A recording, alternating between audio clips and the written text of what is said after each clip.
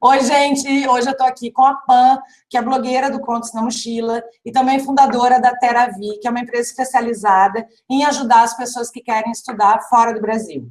A Pan estava me contando que nos últimos 2 anos teve um crescimento incrível de pessoas buscando informações para estudar fora do Brasil. E é por isso que hoje a gente está aqui com ela, a gente vai tirar todas as dúvidas sobre intercâmbio, que é como a gente costuma chamar, ou estudar no exterior. E tem programas para tudo que é idade, e a gente vai saber tudo sobre estudar fora com a Pan. Oi, Pan, tudo bem? Oi, Dê, tudo bom, e você? Eu queria que tu falasse aí um pouquinho de qual é o teu trabalho, e eu sei que você já fez vários intercâmbios fora do Brasil, e eu queria que você contasse um pouquinho, e aí depois eu quero começar com as perguntas que a gente recebe aqui, eu recebo por e-mail, ou então lá no grupo do Facebook. Queria que tu te apresentasse um pouquinho.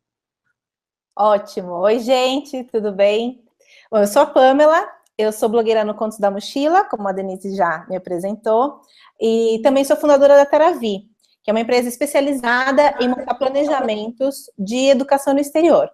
Então, sempre que alguém quer estudar fora do Brasil, seja idiomas, ou seja fazer uma graduação, high school, enfim, um curso técnico profissionalizante, a Teravi existe justamente para colocar esse plano em prática e para fazer com que esse sonho aconteça, esse sonho se realize.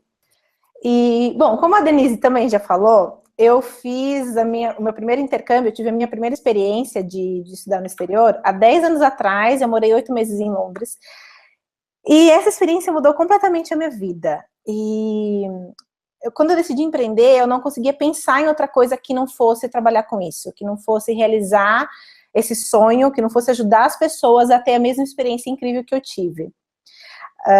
Enfim, a Dê me convidou para estar aqui hoje com vocês, para contar um pouquinho, tirar essas principais dúvidas e dizer por que eu acho que estudar no exterior, ter uma experiência de educação fora do Brasil, é uma das melhores coisas que você pode fazer por você.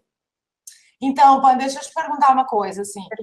Eu, por exemplo, eu nunca fiz intercâmbio, porque eu fiz, na verdade, eu fiz, assim, pequenos cursos na França, por exemplo, de uma semana, né? Tá. É diferente, porque a gente fala, quando a gente fala em estudar fora, etc., o pessoal costuma, às vezes, ficar mais tempo. Então, a minha primeira pergunta, assim, que momento da nossa vida, né, que seria legal? Eu acho que pode fazer em qualquer idade, né? Claro, mas assim, para quem está começando, para quem saiu, sei lá, saiu da faculdade, ou para quem é mais novinho do que eu, quando é o momento? Quando é que a gente começa a pensar em estudar fora? Eu recebo muito essa pergunta também, né? E o que eu costumo dizer é que é quando você se sente muito seguro. Porque estudar fora é um investimento alto, não só do ponto de vista financeiro, mas também do ponto de vista emocional. Então, é quando você está muito seguro, seja porque você precisa para a carreira, para o seu trabalho, seja porque você quer viver uma experiência de morar num outro país, porque você quer conhecer outras culturas, você quer ter essa experiência de viver uma vida mesmo, né, de ter uma rotina num outro país. Então, é muito comum as pessoas associarem esse tipo de experiência a quem é mais jovem, né? Mas hoje em dia não, cada vez mais pessoas na faixa dos 30, 40, 60, 70 anos estão em busca de alinhar, na verdade, o conhecimento, o novo conhecimento, seja de um idioma, ou seja de um curso técnico, a essa experiência de você morar em outro país. Porque quando a gente faz uma viagem turística, né, a gente passa alguns dias e a gente tem muito aquela agenda, os pontos turísticos que a gente quer ver, as coisas que a gente quer aproveitar o máximo possível. E quando você está morando num outro país, é completamente diferente, né? Você entra numa rotina. Então, o melhor momento para se fazer é quando você está muito seguro da decisão. Você sabe que você quer muito fazer aquilo, pelos motivos, enfim, as motivações são diversas, mas você tem certeza que aquele é o momento, você precisa daquela experiência. E aí, nesse sentido, não tem gente que faz 1, 2, 3, 4, 5, eu tenho amigas que já fizeram 7 intercâmbios, 7 viagens de estudo, né, para estudar. E então, o momento certo é quando você está decidido e seguro. Tá, e me diz uma coisa, assim, por exemplo, pensei agora, estou me sentindo segura e tal, vou fazer, né? Vou estudar fora, já estou decidida. com quanto tempo antes, né, antes de ir, que eu falo, a gente precisa começar a ver os preparativos, o que é o ideal para que a gente possa, então, fazer um planejamento bacana, escolher uma boa escola, uma boa agência, o lugar que a gente quer. Quanto tempo a gente precisa para poder entrar dentro do avião, vamos dizer assim? Legal. Olha, tem vários fatores que influenciam no tempo, né, de antecedência. Os principais deles são o quanto você... Qual que é o objetivo, né? O que eu costumo dizer sempre, assim, para todo mundo, é que a primeira coisa que as pessoas precisam pensar quando elas falam, olha, e se eu fosse estudar fora? É o objetivo. Por que você quer viver essa experiência? A partir do momento que você tem um objetivo muito claro para você mesmo, você vai determinar quanto tempo é importante que você fique no país, né, para você atingir aquele objetivo. Se o seu objetivo é ter uma fluência, se é turbinar o currículo, enfim, dependendo do objetivo, você vai ter que ter um tempo mínimo no destino para conseguir atingir. E esse tempo mínimo influencia diretamente na antecedência, porque se você vai, por exemplo, para uma viagem de 1 mês, 2 meses, para a grande maioria dos países, você não precisa de visto de estudante, você pode simplesmente ir com seu visto de turista. E aí, o visto, ele é um grande empecilho no planejamento. Na verdade, o visto, ele aumenta o nosso cronograma. Porque se você precisa pedir o visto de estudante, hoje está levando mais ou menos de 3 a 4 meses para você conseguir esse visto. Caraca, então, é muita coisa, é muita coisa. Então, por exemplo, se você vai fazer um curso de até 3 meses, você não precisa de visto de estudante, você pode ir com o de turista. E aí você não tem que ter toda essa antecedência.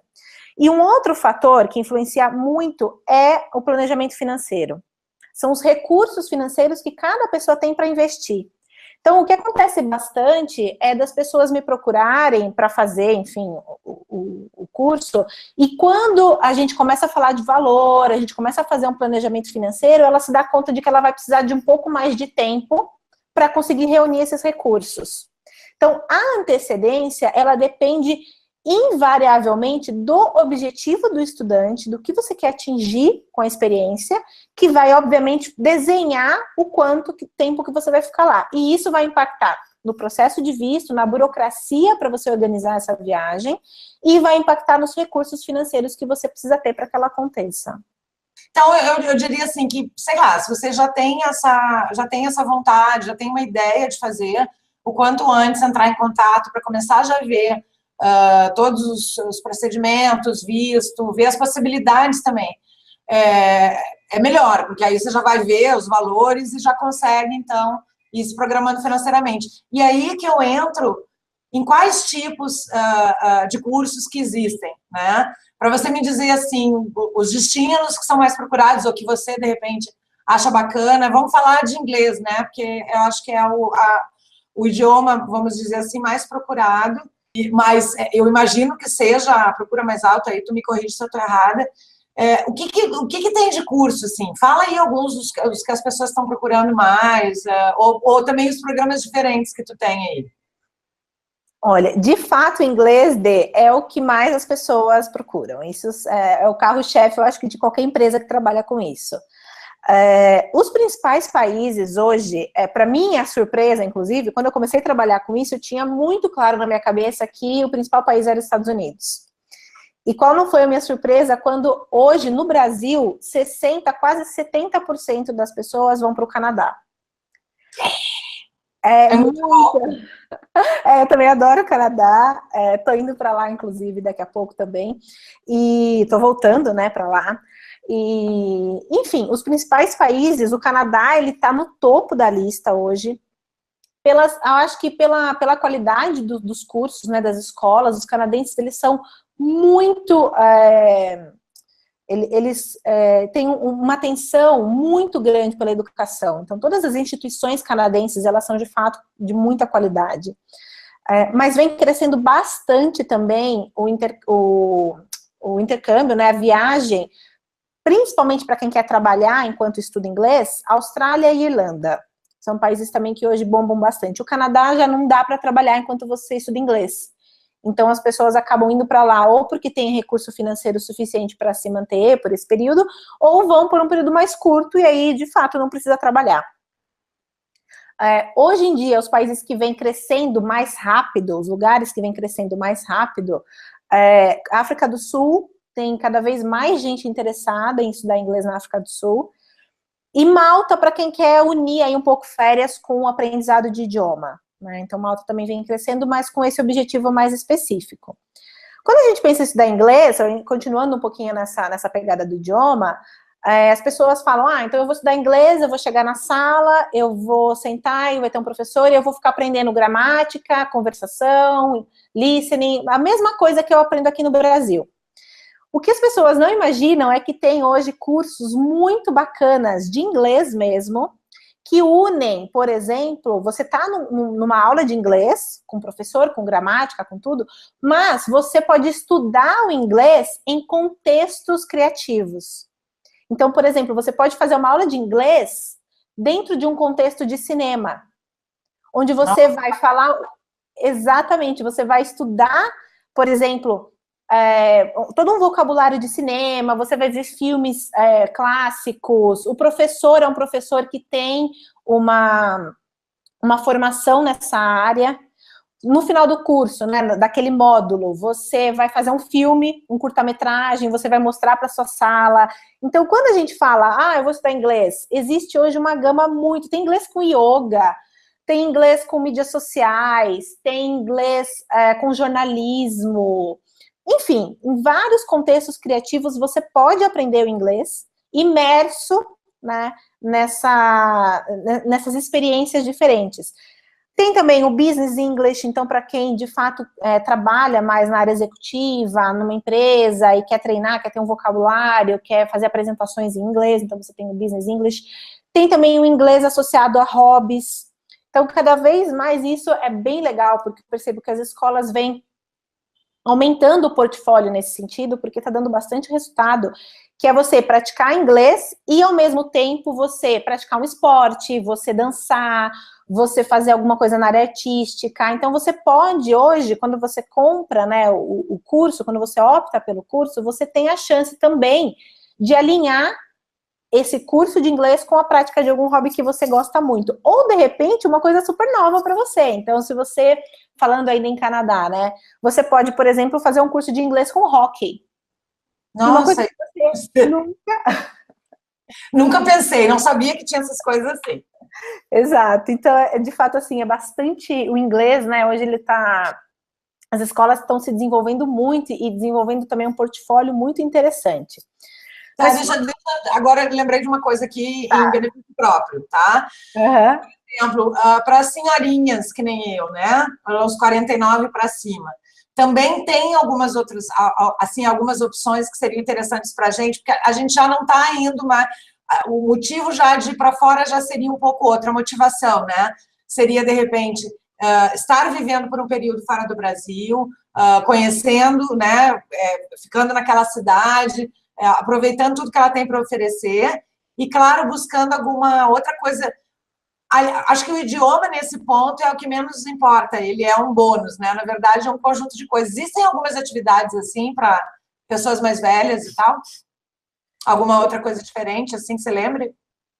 Existe. Ainda, eu posso dizer que, assim, existe, mas as opções ainda são poucas. As escolas estão começando também agora a formatar esses tipos de curso, mas sim, o que é comum hoje nas escolas que oferecem essa opção é você estuda numa sala normal, né, com pessoas de várias idades, numa sala convencional, e durante a tarde tem uma série de atividades específicas, e aí cada escola monta as suas atividades. Então, você tem degustação de vinho, você tem visita guiada, histórica a um bairro, você tem uma visita guiada também histórica, falando um pouco mais da parte de história, a museus. Então, tem algumas escolas que começam a formatar, mas ainda num caráter bastante exploratório, né?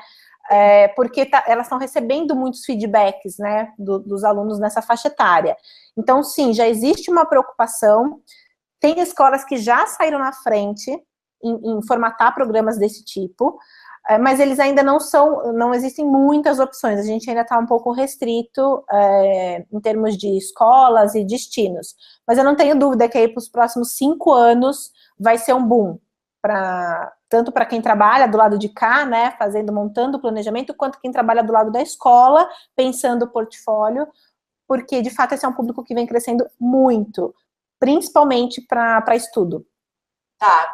E, Pan, a gente falou de planejamento, né, de tempo, e agora a pergunta que não quer calar, e que é óbvio que depende de caso a caso, mas de repente tu pode dar uma ideia, né? Quanto custa um intercâmbio? Claro que vai depender para onde você vai, quanto tempo você vai ficar, o que você vai estudar, tudo isso. Mas, assim, tem uma ideia, mais ou menos, e como que a gente pode se planejar financeiramente para fazer isso? Porque como tu já tem experiência como é que... Dá umas ideias, dá umas dicas pra gente. Bom, de fato, depende bastante, né? Mas, por exemplo, quando as pessoas me perguntam e o que eu costumo dizer, né? Eu acho que para você fazer um mês, por exemplo, de intercâmbio, falando do curso em si, né? Aí um curso na faixa dos $1.200, mais ou menos, você consegue encontrar um mês de curso. O que é bem interessante é que se a pessoa ela está à disposição para ficar numa casa de família ou até mesmo na residência da escola, isso barateia a viagem. Então, muita gente também não sabe disso, né? Então, quando você vai a turismo, você pensa, eu vou gastar, sei lá, 50, 60, 70 dólares, euros, libras, enfim, por dia com hotel. Mas quando você acaba fechando o curso e a residência com a escola, você tem uma opção muito mais interessante de custo. Então, um mês, por exemplo, de acomodação com escola e um curso de inglês aí de 3 a 4 horas por dia, sai na faixa dos $2.000, $2.500. Tá. E como é que a gente poderia, assim... pensando, assim, tudo que a gente está falando. O quanto antes você entrar em contato para já saber, né, os valores, mais ou menos, né, ver os destinos que você estaria interessado, melhor, né, e aí já começar, então, a fazer esse planejamento. E aí tu tem alguma ideia de como que a gente vai... Tem dicas aí para separar o dinheirinho? Como é que é feito esses pagamentos, por exemplo? Decidir, a gente já paga direto o curso inteiro, tipo... É dividido? Como é que funciona essa parte aí? Que eu não sei nada. Tá. Então, na verdade, também essa parte, ela depende da escola, depende da empresa que as pessoas estão contratando, enfim. Mas o que eu de verdade sugiro? Quando você decide que você vai estudar, se você decidiu, vou estudar, e você vai, o pagamento, dificilmente você vai conseguir fugir de uma entrada, né? Então, normalmente as pessoas acabam dando aí uma entrada de 20% a 30% do valor do curso. Mas todo o restante você pode pagar até um mês antes do seu embarque, normalmente, né? Ou um mês antes de você fazer o pedido de visto. Então, a pessoa não precisa pagar tudo na hora, né? Fechei e vou pagar tudo, né? O que acontece que algumas empresas oferecem é um parcelamento. Eu não gosto de trabalhar com parcelamento. Não é que eu não gosto, eu parcelo, né? Mas o que eu, de fato, sugiro para as pessoas, o que eu aconselho? É que, se você parcelar, vai ter alguns juros embutidos, né, no valor. Então, eu sugiro sempre que a pessoa, eu até ajudo nisso, né? Quando a pessoa não tem muita ideia, eu ajudo em onde que ela podia aplicar esse dinheiro, como é que ela podia investir esse dinheiro. Se ela tem 6 meses, 8 meses, 1 ano para pagar, por que ela vai parcelar, ter juros, pagar juros, sendo que ela pode investir esse dinheiro, ganhar juros com esse dinheiro, e depois, um mês antes do embarque ou antes do visto, ela quita o curso de uma vez só, né? Então, o meu conselho é: evite parcelar, tente guardar o dinheiro, faça esse dinheiro render a seu favor e não parcele. E ainda também, um pouco nessa linha, mas um conselho mais importante ainda, tem gente que acaba parcelando até o fim do curso, e depois que volta para o Brasil, ainda está pagando o curso. Isso, de fato, é a coisa que eu menos indico. Eu sei que é muito sedutor, né, você não ter o dinheiro agora e você falar, tá, eu vou no fim do ano, mas eu vou parcelar em 24 vezes, e aí dessa forma eu consigo ir. O que eu de verdade sugiro para os meus estudantes é que vamos postergar um pouquinho, em vez de ser você ir no final do ano, vamos ver se você vai no meio do ano que vem, porque depois que as pessoas voltam e ela ainda tem essa dívida para bancar, quando elas estão indo, elas não imaginam a dor de cabeça da volta, porque elas gastaram tudo que elas tinham. Muita gente volta ainda, né, com cartão de crédito, essas coisas, e elas ainda têm a dívida do curso. Então, essa dica é dica de ouro. Dica de ouro. Também concordo contigo, porque você vai para um outro país, você vai dar uma gastadinha, você vai usar o seu cartão de crédito em algum momento, e a gente sabe que o cartão de crédito, depois quando a gente volta, vem tá sofrendo ali a variação cambial, e você ainda tem uma coisa para pagar que já terminou, né? Eu não sei, eu também concordo contigo, melhor acho que se planejar, ainda mais tendo você para ajudar. Outra coisa, Pam, você falou, a gente tem os preços do intercâmbio, era uma outra coisa que eu tenho curiosidade. Você falou que muita gente não sabe, quando a gente vai viajar, né, a gente vai fazer o cálculo que são as minhas viagens mesmo, turismo, você vai fazer um cálculo aí de 60, 70 euros ou dólares, né, dia na sua hospedagem. E aí, no caso, para quem está indo normalmente estudar no exterior, existem, então, outras maneiras da gente se hospedar, que é ficando, às vezes, na universidade, na escola, até dividindo, ou casa de família também, que eu já ouvi falar. Me conta dessas opções aí. O pessoal das escolas também arruma hostel para você, por exemplo? Sim, sim. Nossa, muito boa essa pergunta. Porque, de fato, é uma dúvida que todo mundo tem, e tem muitas formas de se hospedar. O que eu costumo dizer é que, assim, quando você chega numa agência convencional, numa agência tradicional, ela tem os pacotes prontos, né? Então, ela vai te vender um pacote, que é basicamente o curso e as opções que a escola oferece, que são opções muito boas. A casa de família é uma opção bem interessante, é a opção mais econômica que se tem hoje. Muitas vezes ela é mais barata, inclusive, que o hostel.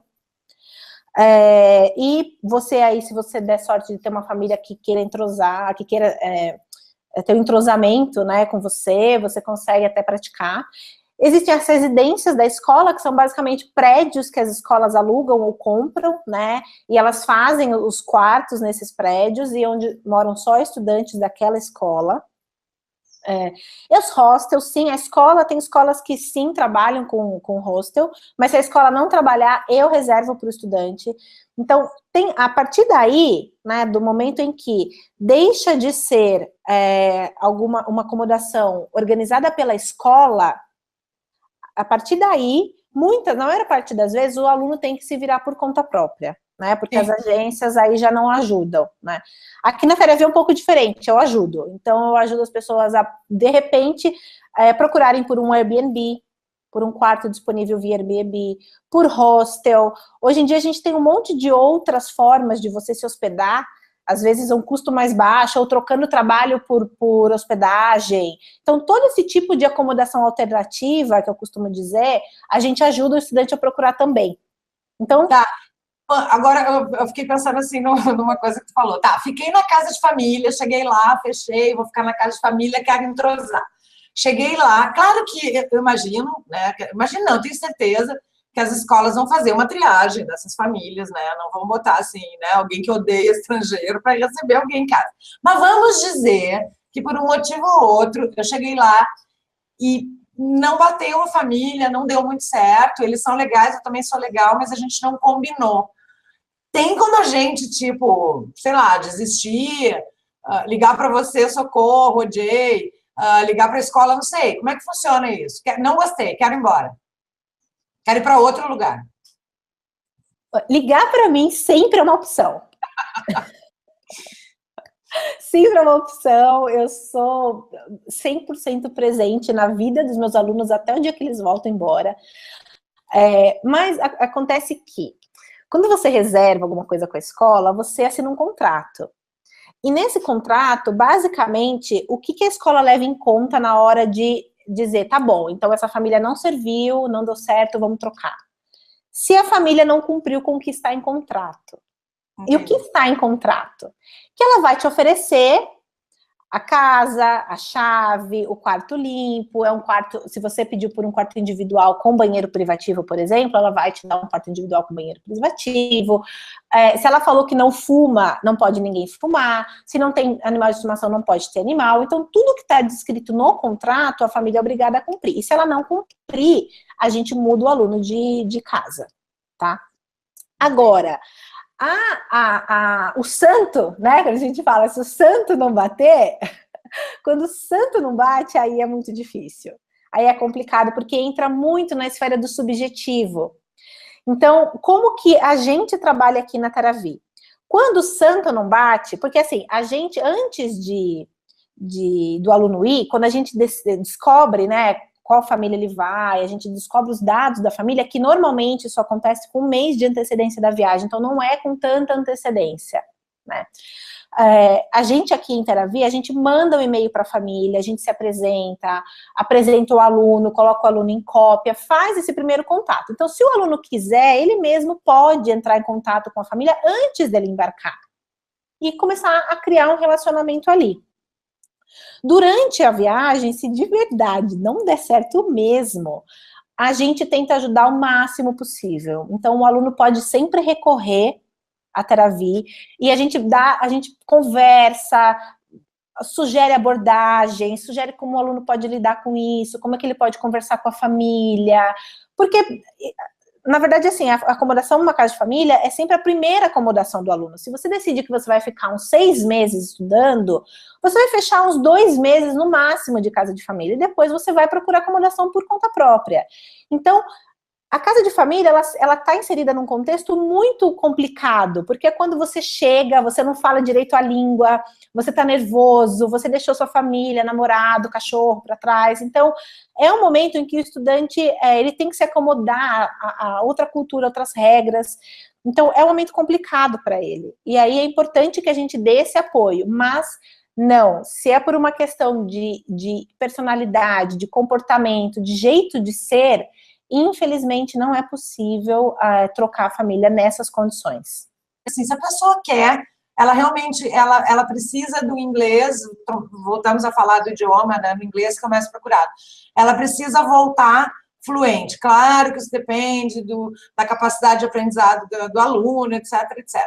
Mas, assim, o mínimo, né, para você voltar com o inglês fluente, porque sempre tem benefício, sempre tem aprendizado, mas o mínimo de tempo que você acha, na tua experiência, que você vê de voltar com o inglês fluente. O que você sugere?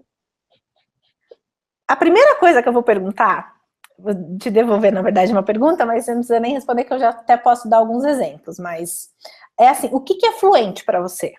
Porque eu sei que é uma pergunta super ampla, mas é para alguém já começar a pensar nisso, alguém que tem um pouco de inglês, então, e que quer ter fluência mais na comunicação. Destravar, aquilo que a gente fala de destravar. Não, perfeito. Se a fluência, quando a gente entende a fluência como querer ser entendido e querer entender, em qualquer circunstância de comunicação, o ideal é que se você tem um inglês básico, basiquinho mesmo. O que é o inglês basiquinho? O inglês é que se você ouve um seriado sem legenda, você não entende. Você entende expressões chaves, basicamente, ouvindo, mas se a pessoa fala uma sentença um pouco mais longa, você já não entende, e você não consegue falar. Se você vai falar um hi, how are you, você já trava. Então, esse inglês básico, ele precisa de pelo menos 6 meses. Você tem que ficar no país para você desenvolver, para você destravar, porque de verdade você está começando bem do comecinho. Se a pessoa já tem um inglês intermediário, então se ela já consegue estabelecer pequenas conversas, né? Se dependendo do seriado que ela estiver assistindo, né? Não for um seriado com muita gíria, ou não for um seriado de fala mais devagar, e ela já entende uma coisa ou outra, entende música, um pouquinho da música. Então, pelo menos, a pessoa já chega com o intermediário, ela precisa de no mínimo 4 meses. Se a pessoa chega com o avançado, aí em 3 meses ela destrava completamente e ela consegue voltar com esse inglês comunicativo, para você se comunicar sem passar perto em nenhuma circunstância. O que a gente chama de inglês fluente mesmo, é quando a pessoa pensa em inglês, ela consegue pensar em inglês. Quando ela recebe uma pergunta, ela não pensa para responder, de bate-pronto ela já sai respondendo. Ela consegue usar expressões da língua, que só um nativo usa, né? Que a gente aqui não aprende em escola, nada, é uma coisa mais do dia mesmo, que você vai aprender nessas expressões, então ela já consegue usar essas expressões idiomáticas, e ela consegue usar os tempos verbais mais complexos. Então, ela consegue usar o present perfect, enfim, os tempos complexos. Ai, odeio muito. Deixa eu te Aí, falar, veio uma coisa na minha cabeça. Você falou, então, nesse caso ali do inglês intermediário, no mínimo 4 meses. E aí a gente tem a questão, que você já falou, dos países que não exigem o visto, que você pode ficar 3 meses com visto de turista. Nesse caso, por exemplo, dos 4 meses, aí então você já precisa tirar, então, visto de estudante, né, para os países que exigem visto. já precisa. 4 meses você já precisa. Em alguns, né? Por exemplo, em Londres você não precisa. Londres você tem até 6. Agora, Tá. na Austrália, no Canadá também você tem até 6. Agora, Austrália, Nova Zelândia, aí você já precisa tirar, de fato, o visto de estudante. Outra coisa que eu ia te perguntar, que eu ouço, não faço ideia, a Austrália, Londres, eu imagino, pelo custo em si, seriam talvez os países que fossem ter um custo mais elevado na hora de estudar. Canadá também, não? Talvez eu te conte uma coisa que você vai ficar meio surpresa. Não. Mas é só um pouquinho. Por quê? Quando você coloca tudo na balança... Porque não é só a escola, né? Exato. Então, as escolas, para ser assim, muito sincera, elas, obviamente, né, escolas do mesmo nível de qualidade, né, mesmo nível metodológico, enfim, elas têm preços parecidos quando a gente converte para real. No mundo inteiro. Então, acaba que varia R$200, R$250, é pouca coisa. Por exemplo, uma passagem aérea para Vancouver é sempre mais cara do que uma passagem aérea para Londres. Londres é uma cidade mais cara, porque ela é, de fato, uma cidade cara. A Libra é uma moeda mais cara, mas Londres, em cada esquina, você encontra uma lojinha de comida a 4 libras, 3 libras, 5 libras. Em Vancouver, isso já não é tão fácil. Então, em Vancouver, não é tão simples você comer barato. Supermercado, em Londres, você consegue fazer um mercado com coisas muito baratas, na Austrália já não. O valor da passagem aérea para a Austrália é muito alto, né? Mas se você vai, por exemplo, para mais de 4 meses na Austrália, você já consegue trabalhar. Então, já é muito mais interessante que você, mesmo que você pague um pouquinho mais alto na passagem ou no seguro-saúde, por exemplo, você vai chegar lá e você vai poder trabalhar. Então, o seu intercâmbio não vai ficar tão caro. Então, são vários fatores para dizer que é mais caro a Austrália ou é mais caro a Inglaterra do que outros países. E quando a gente também vai para Nova York, Vancouver, Sydney, são cidades extremamente caras. E me diz uma coisa, voltando a essa questão, quais são, então, os países hoje que você pode trabalhar? E aí, por quanto tempo você pode trabalhar? E que tipo de trabalho que acontece? Eu não sei nada disso, que viu quanta coisa? É bastante coisa, quando a gente começa a ver, tem muitas variáveis, né, para tomar as decisões. Hoje, se você vai estudar inglês, continuando aí nessa pegada do inglês, são 3 os países que é possível trabalhar: Austrália, Nova Zelândia e Irlanda. Austrália e Nova Zelândia, você consegue trabalhar a partir de 4 meses de curso. Então, se você fizer 4 meses, 5 meses... então é depois, tu chega, fica um tempinho, e depois que tu tem autorização, então. Não, desculpa. Não, se você fechar um curso a partir de 4 meses. Tá, entendi. Você sai daqui do Brasil com visto de trabalho. Chega lá, no primeiro dia, arrumei emprego, tá trabalhando já. A Irlanda é um processo um pouco diferente. Na Irlanda, você pode trabalhar se você fechar um curso de 6 meses, Tá. mas não é a partir do momento que você chegar lá. Porque você chega lá e você chega com visto de turista, aí com a carta da escola, com, enfim, toda a documentação, você dá entrada no seu visto de residente para trabalho. Então, residente temporário com permissão de trabalho. E esse processo todo, ele leva mais ou menos um mês e meio, para você conseguir ter esse visto aprovado, e aí, então, você pode começar a procurar trabalho. Entendi. Entendeu? Mas, tanto na Austrália, tanto, né, nos 3 países, eles ainda te dão mais um tempinho de férias. Então, na Irlanda, se você fechar 6 meses, você ganha 2 de férias, então você pode ficar lá por 8 meses trabalhando, os 8 meses. E na Nova Zelândia e na Austrália, você ganha mais um mês de férias. Então, se você fechar 4, você fica 5, se você fechar 5, você fica 6, e assim por diante. Nossa, eu não tinha ideia disso. Cada país tem as suas regrinhas, então a gente tem que estudar muito as regrinhas de cada país, como cada país trabalha, que toda hora eles estão mudando também. No Canadá, por exemplo, há 2 anos atrás, era permitido trabalhar ao mesmo tempo que se estudava inglês. Hoje já não é. Hoje você pode trabalhar se você fizer a partir de um college. Então, só se você fizer um curso técnico, aí você pode trabalhar no Canadá. Antes, se você fizer um curso de inglês, não pode. Essa regra mudou há 2 anos. Então, toda hora mudam as regras, né?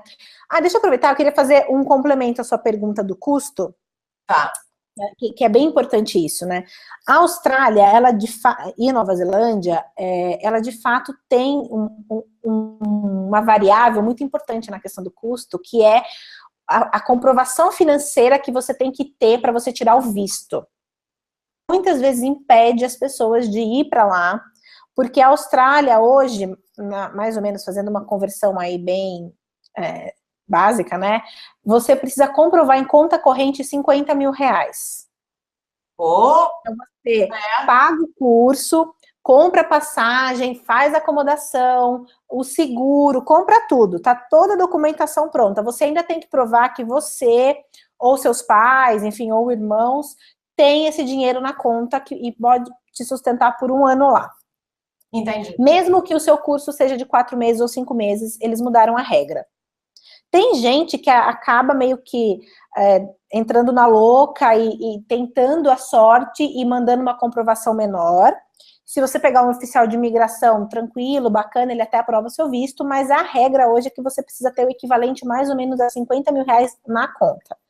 Então, isso faz da Austrália e da Nova Zelândia, de fato, um destino um pouco mais caro, por conta dessa comprovação financeira também. Entendi. Isso eu não fazia ideia também. Olha, Pan, tô adorando.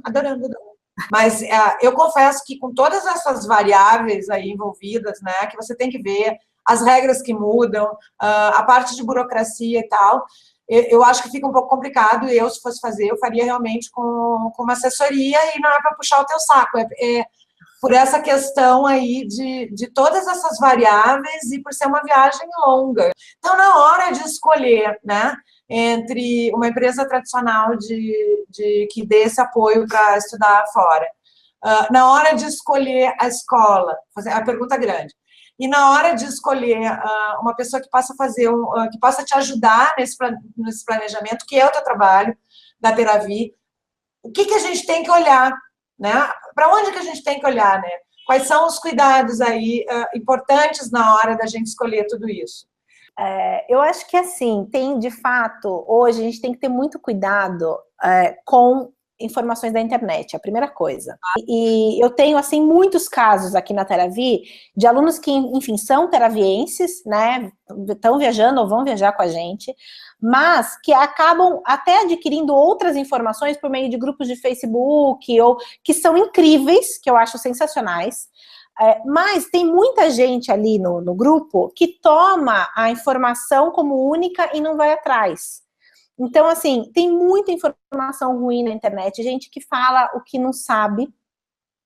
Então, a primeira coisa assim, na minha opinião, né, eu sou muito entusiasta dessa experiência, demais, e eu tenho muito respeito com o tempo e o dinheiro dos meus clientes, dos clientes aqui da Teravi.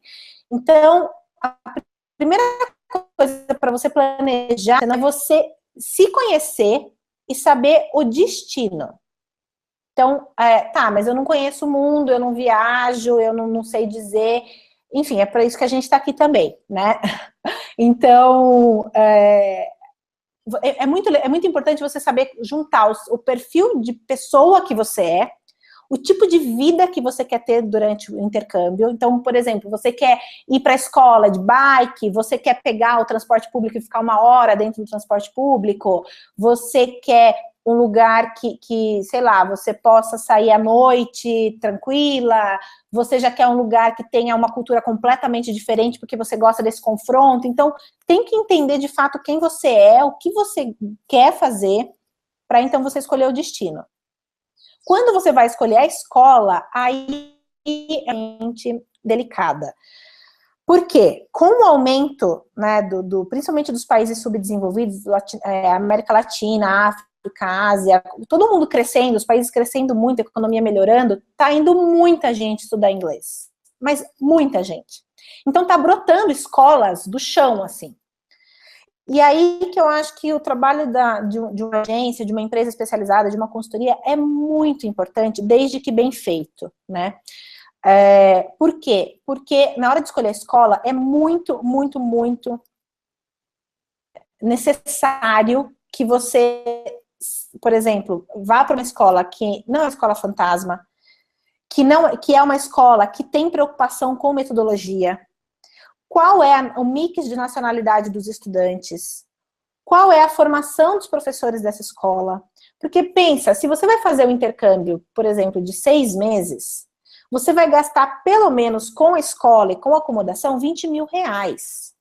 Não é pouco para você pegar e ir para qualquer lugar, né? Exato, não é pouco para você ter uma experiência que você não gosta, que você não é feliz, para você ir para uma escola ruim, simplesmente porque você achou na internet alguém falando bem dessa escola. Tem escolas que hoje dão, é ridículo isso, mas acontece. Elas dão algum tipo de benefício para o estudante se ele faz uma boa avaliação dela no Facebook. E aí, acho que é um outro ponto importante. Quando a gente fala de agência, também é de se prestar muita atenção, porque existe a agência e existe o agente. O que hoje, na minha opinião, é mais importante, hoje tem muitas boas agências, tem muita gente capacitada trabalhando. Não é só porque a agência tem 1000 anos no mercado, porque ela já embarcou tantos mil estudantes, porque ela tem bases lá na Austrália, ou porque ela tem base na Irlanda. Isso não faz de uma agência uma boa agência.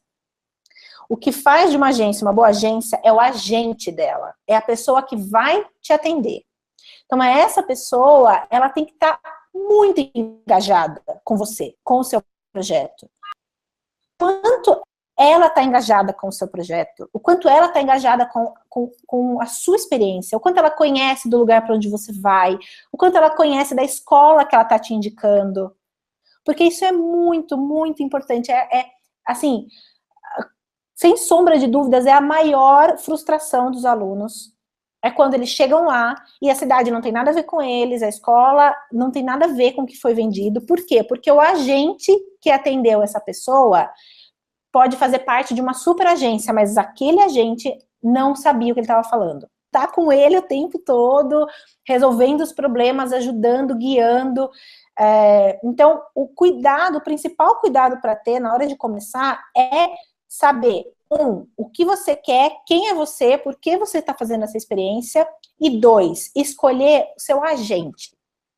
Seu agente. É claro que você não vai para uma agência que tem reclamação no Reclame Aqui, você não vai para uma agência que tem muita gente falando mal dela em mídias sociais, em redes sociais, uma agência que não te responde e-mail, é óbvio, não estou dizendo isso, né? Mas o atendente, a pessoa que vai te atender, o agente, o consultor, é o principal cuidado que se tem que ter. Eu queria que tu falasse sobre o nome Teravi, tá? Porque é muito legal e eu queria que tu explicasse. E também, para a gente finalizar, você dizer o que é o seu trabalho, no caso. O que você é? Você é uma agência, você é um agente? O que você é, para quem estiver interessado? O nome Teravi, né? Por que ele surgiu? Como ele surgiu? Teravi é um neologismo, uma palavra que a gente criou, né, para nomear a agência, e ele deriva de terra vista. Então, eu queria trazer para o nome da empresa toda essa emoção, essa carga simbólica que a gente teve lá 500 anos atrás, né, quando os portugueses chegaram aqui no Brasil, e depois de navegar tanto, eles encontraram a terra, né? Então, terra à vista, então toda essa emoção de você tá na travessia, de você avistar um horizonte novo, um mundo novo, de você se deparar com essa coisa diferente, de você sair da sua zona de conforto, de você desbravar, de toda essa coragem que é necessário ter para ir em direção a essa experiência. Então, Teravi veio daí, né, Eu achei demais, né? Achei perfeito. Desse movimento, né, de desbravamento mesmo, de autodescoberta, de descoberta também. E a gente traz tudo isso para a empresa. Então, a Teravi, ela não é uma agência de intercâmbio, a gente é uma empresa de educação. Então, o que a gente monta aqui são projetos de educação. Então, a gente não trabalha, por exemplo, com um produto assim de prateleira, que você vem, senta aqui na minha frente e fala, eu quero estudar fora, e você sai daqui depois de meia hora, 40 minutos, com vários orçamentos que você tem que olhar, só com aquela informação do orçamento ali, decidir, e aí você volta, eu faço sua matrícula e te embarco e você vai, né? Isso é o trabalho de uma agência, que é um trabalho super justo, é um trabalho legítimo, é um trabalho que eu respeito demais, mas não é o trabalho que a gente faz aqui.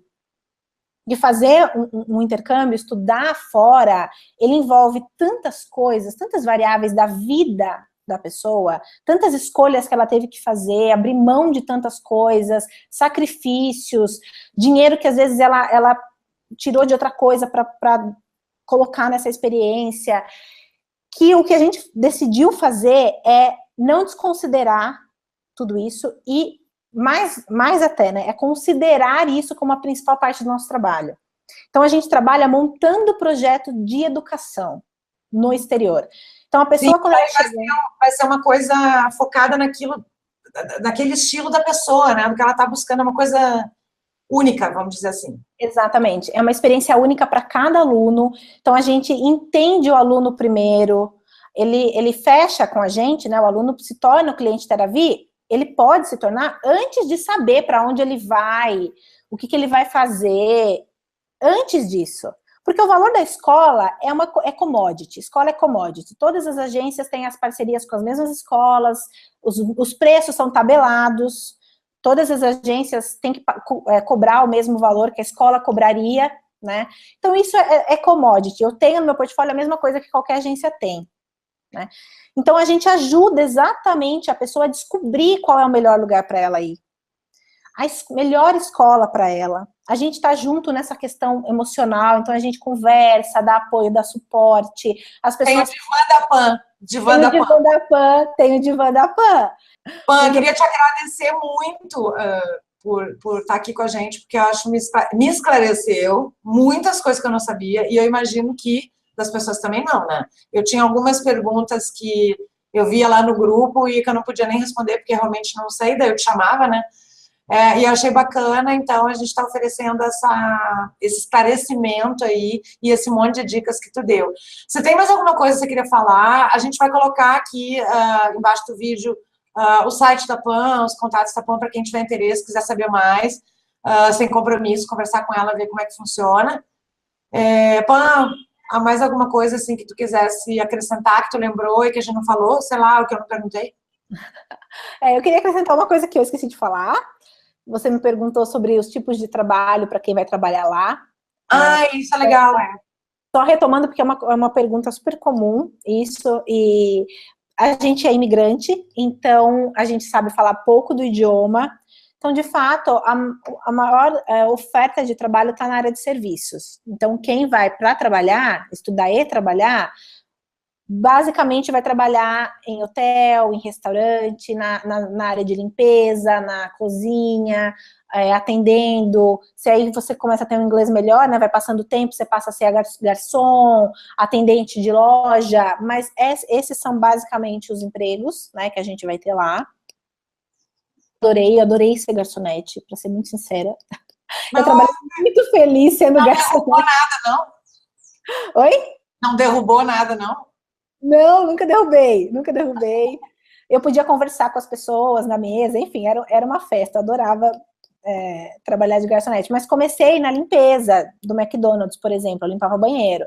Então, é assim mesmo que começa, e eu acho que é muito importante que a gente vá para essa experiência, isso era uma coisa que eu queria complementar agora no final, que a gente se prepare, muito o coração e a mente para viver essa experiência, porque ela é completamente diferente de qualquer outra coisa. Então, você vá para lá com a sua mente livre, tente se libertar ao máximo que você conseguir dos seus preconceitos, vá com o coração aberto para você receber coisas novas, para você receber oportunidades de viver coisas diferentes, porque aqui no Brasil tem coisas que a gente não viveria aqui, que a gente pode viver lá, né? Então, hoje eu tenho uma empresa, eu trabalho com isso, então não é a minha primeira opção, por exemplo, trabalhar de garçonete num restaurante.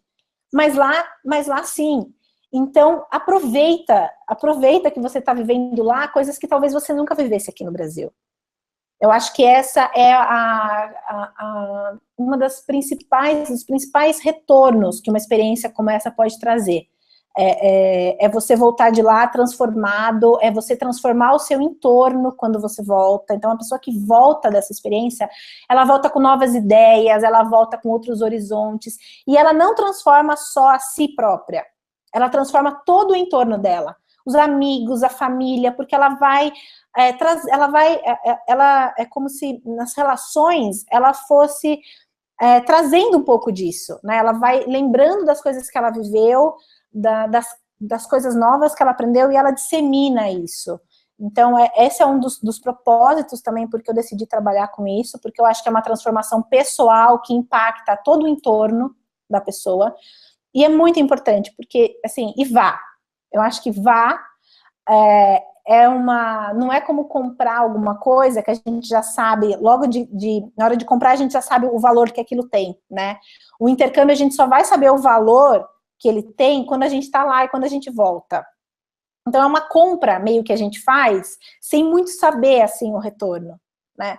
Mas o retorno é incrível, é um dos melhores presentes que você pode dar para você. Então, o que eu tenho para dizer, assim, para quem, enfim, chegou até o final aqui do vídeo, acompanhou a gente até o final, vá, porque o retorno é incrível. Inclusive, uma coisa muito legal para o próprio mercado de trabalho. Tem uma coisa muito interessante também, que é quando você volta, você tem o idioma fluente ou avançado, ou se você vai fazer um college, você tem, né, um conhecimento novo, uma formação nova, que acrescenta muito no currículo. Mas eu também já trabalhei com RH, então antes de trabalhar, de empreender, de trabalhar com marketing, eu trabalhava com RH. E quando a gente analisava os currículos e fazia as entrevistas, era nítida a diferença de uma pessoa que teve uma vivência internacional.